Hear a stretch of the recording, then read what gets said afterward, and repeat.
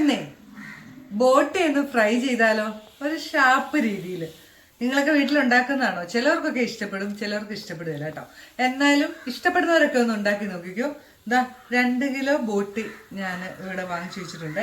ഇത് ഒരു 6-7 പ്രാവശ്യം കഴുകിയിട്ട് വിനാഗിരിയിൽ ഇട്ട് വെച്ചു കേട്ടോ, ആ ഒരു സ്മെല്ലൊക്കെ ഒന്ന് പോകാൻ വേണ്ടി. ഇത് പക്ഷേ നമ്മുടെ ഇവിടെ കിട്ടുന്ന കേട്ടോ, നല്ല പോലെ വൃത്തിയാക്കിയാണ് കിട്ടുന്നത് കേട്ടോ. നമ്മളിത് ഉണ്ടാക്കുന്നത് എങ്ങനെയാന്ന് നോക്കാം. ഇതാ ഞാനൊരു പാൻ വെച്ചു, തീ കത്തിച്ചു. 1 സ്പൂൺ മുളക് പൊടി, അതുപോലെ തന്നെ 1 സ്പൂൺ കുരുമുളക് പൊടി, 1 സ്പൂൺ ഗരം മസാല, 1 സ്പൂൺ മല്ലിപ്പൊടി, 1/4 സ്പൂൺ നമ്മുടെ മഞ്ഞൾപ്പൊടി, 1 സ്പൂൺ ബീഫ് മസാല. ഇതെല്ലാം കൂടെ ഒന്നിട്ട് നല്ലപോലെ ഇങ്ങനെ ചൂടാക്കിയെടുക്കും. ചുമക്ക ഒന്ന് തീ കുറച്ച് വെച്ചിട്ട് ഇതെല്ലാം കൂടെ ഒന്ന് ചൂടാക്കി എടുക്കണേ.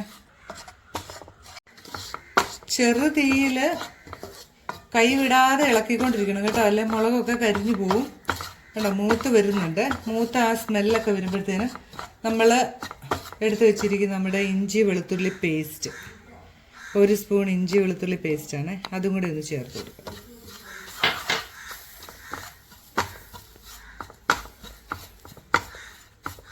കുറച്ച് കറിവേപ്പില, ഒരു പാകത്തിന് ഉപ്പും കൂടി ഇട്ട്. ഇനി നമുക്ക് ഉപ്പ് ആവശ്യമായിട്ട് വരും, പക്ഷെ ഇത് ഇപ്പോൾ തൽക്കാലം ഇത്ര ഇടാം, നോക്കിയിട്ടൊക്കെ ഇനി ഇട്ടാൽ മതിയേ. ഇതിലേക്ക് നമുക്ക് ഇതാ നമ്മുടെ മുളകും മസാലയൊക്കെ ഒന്ന് മൂത്ത് വന്നു. ഇതിലേക്ക് നമുക്ക് കുറച്ച് വെള്ളം ഒഴിച്ചു കൊടുക്കാം. ഈ കളറിൽ വരണം കേട്ടോ, ഒത്തിരി മൂത്ത് അങ്ങ് പോകരുത്. ഇതിനി നമ്മൾ സ്റ്റൗ ഒക്കെ ഓഫ് ചെയ്ത് ഇങ്ങനെ ഇരിക്കട്ടെ. കുക്കറിലേക്ക് ഇട്ട് കൊടുക്കാവേ.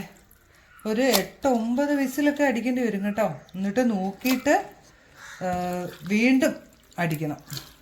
ശരിക്കും ഇത് വിറകടുപ്പയിലോട്ട് അങ്ങോട്ട് ഇട്ടേക്കണം. വിറകടുപ്പയിലിട്ടാൽ അത് അവിടെ കിടന്നിട്ട് ഇച്ചിരി സമയം എടുത്തൊക്കെ അങ്ങ് വെന്ത് വന്നോളും.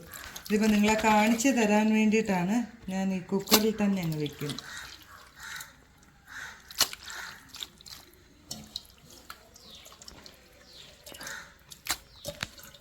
ഇനി നമ്മുടെ ചൂടാക്കി സെറ്റാക്കി വെച്ചിരിക്കുന്ന നമ്മുടെ മസാലയില്ലേ, ഇതിനകത്തോട്ട് അങ്ങ് ഇട്ട് കൊടുക്കാം.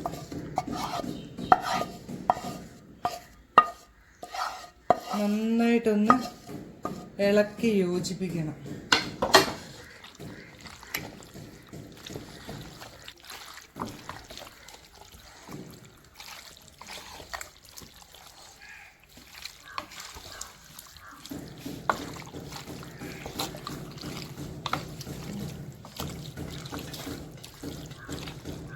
ഇതിലേക്ക് കുറച്ച് വെള്ളം ഒന്ന് ഒഴിച്ചു കൊടുക്കണം. നമ്മുടെ ഈ പാൻ ഒന്ന് കഴുകിയ മസാല ഉണ്ടാക്കിയ പാൻ ഒന്ന് കഴുകി ഒഴിച്ചു കൊടുക്കാം. നമുക്കൊന്നും കൂടെ ഒന്ന് മിക്സ് ചെയ്യണം. ആദ്യം ഫുൾ ഫ്ലെയിമിൽ ഒരു വിസിൽ വരിക. അതിനുശേഷം നമുക്ക് തീ കുറച്ച് വെച്ചിട്ട് ഒരു 9-10 വിസിലൊക്കെ അങ്ങ് അടിച്ചു, എന്നാലേ വേഗത്തുള്ളൂ. കറിവേപ്പില മൂടി വേവിക്കാം. ഇനി നമ്മുടെ ബോട്ടി നമുക്കൊന്ന് തുറന്നു നോക്കാം. ബോട്ടി വെന്തിരിക്കുന്നുണ്ട്. കുറച്ച് വെള്ളമുണ്ട്, അത് നമുക്ക് വറ്റിച്ചെടുക്കണം. നമുക്ക് വേണ്ടത് ഒരു ഉരുളി എടുത്ത് അടുപ്പ് വെച്ചു.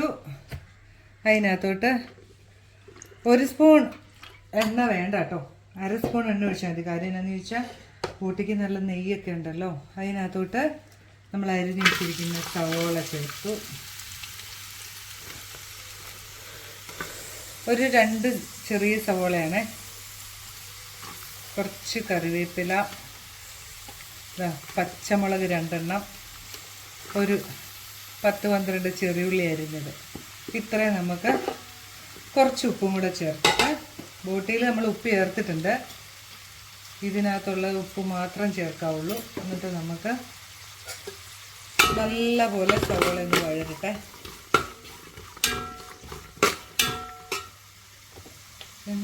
നമ്മുടെ സവോള നന്നായിട്ട് വഴന്നിട്ടുണ്ട്. അതിലേക്ക് നമ്മൾ ഒരു തക്കാളി ചെറുതാക്കി അരിഞ്ഞതും കൂടെ ഒന്ന് ചേർത്ത് കൊടുക്കാം.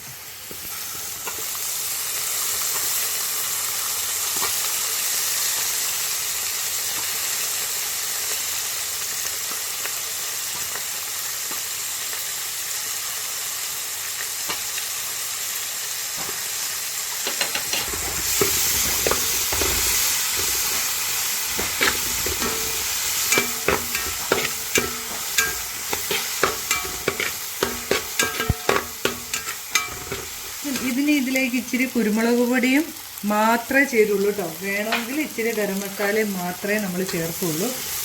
ബാക്കി എല്ലാം ഇതിനകത്ത് നമ്മൾ ചേർത്താണ്. ഇതാ ഇനി നമ്മുടെ ഇതങ്ങോട്ട് മറിച്ച് കൊടുക്കാം. ഇത് നന്നായിട്ട് ഒന്ന് ഫ്രൈ ആയി വരണം. അതുവരെ ഉള്ളി കിടക്കണം.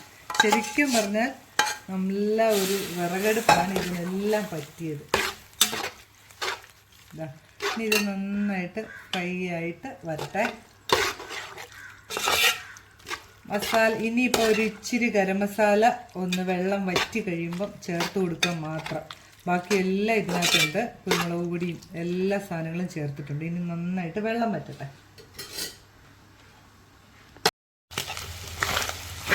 നമ്മുടെ ബോട്ടിയുടെ വെള്ളമൊക്കെ വറ്റി ഡ്രൈ ആയിക്കൊണ്ടിരിക്കുക കേട്ടോ.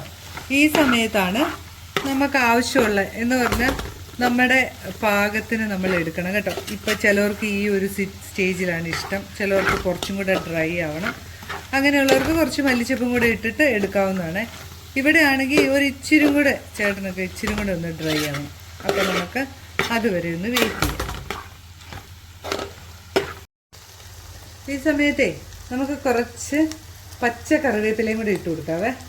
അതിനകത്ത് എണ്ണയൊക്കെ ആവശ്യത്തിനുണ്ട്. നെയ്യ് ഉള്ളത് കൊണ്ട് വെളിച്ചെണ്ണ ഒഴിച്ചു കൊടുക്കണ്ട. നെയ്യൊക്കെ കുറവാണെങ്കിൽ ഒരിറ്റി വെളിച്ചെണ്ണയും കൂടെ ഒഴിച്ചു കൊടുത്താൽ നല്ല ടേസ്റ്റ് ആയിരിക്കും. പക്ഷേ ഇതിനകത്ത് എണ്ണ ഉണ്ട് കണ്ടോ, നെയ്യും.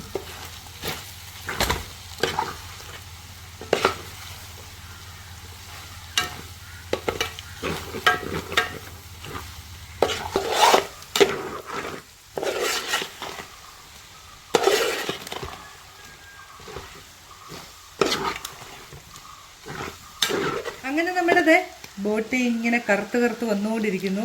കുറച്ച് മല്ലിച്ചപ്പും കൂടെ നമുക്ക് ഇട്ട് കൊടുത്ത്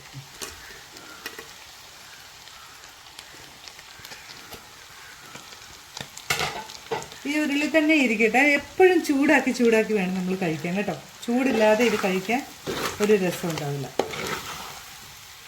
ചൂടാക്കും തോറും ഇങ്ങനെ ഉണങ്ങി ഉണങ്ങി വന്നുകൊണ്ടിരിക്കും. അപ്പം എല്ലാവരും ഒന്ന് ഉണ്ടാക്കി നോക്കണം കേട്ടോ.